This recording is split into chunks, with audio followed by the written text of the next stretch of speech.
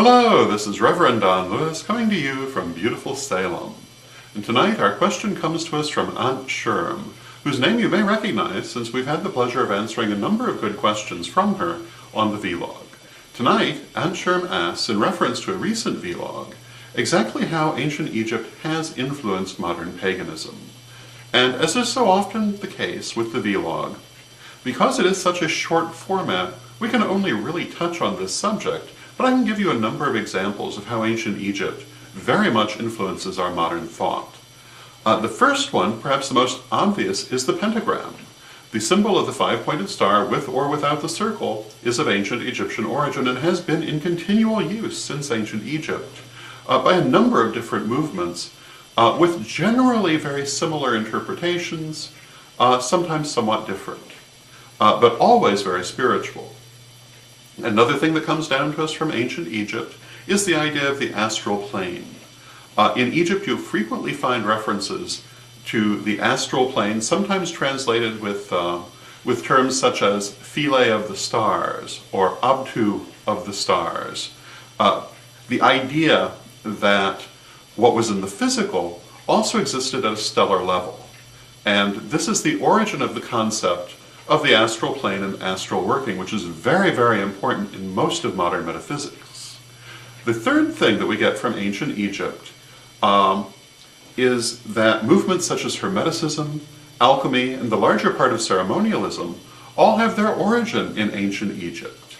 In their modern form in late ancient Egypt during the Greco-Roman period, where traditional Egyptian ideas were repackaged in Greco-Roman flavoring. Hermeticism in particular absolutely has its origins in traditional Egyptian religion. The figure of Hermes Trismegistus is nothing but a Greek name for the god Thoth, and was often portrayed as either being the god Thoth or a priest of Thoth. And the ideas in Hermeticism have certainly influenced all metaphysical thought today, or the vast majority of it, particularly the idea as above, so below, which continues what we were saying about the astral plane, but goes much farther than that. And this is very much a traditional Egyptian point of view, which is also a very widespread point of view in modern metaphysics. Alchemy, which is not as well known today as it perhaps ought to be, also has its origin in late Hellenistic and Roman Egypt. And alchemical thought, though we're less aware of it, is also extremely important in modern metaphysics. And it is a very particularly important influence on modern Wicca, even though most modern Wiccans are totally unaware of the influence. Ideas of goddess and god and how these relate to one another are strongly influenced by alchemical thought, in which the idea of polar opposites and their relationship was extremely important. So these are some of the ways in which ancient Egyptian thought influences modern paganism.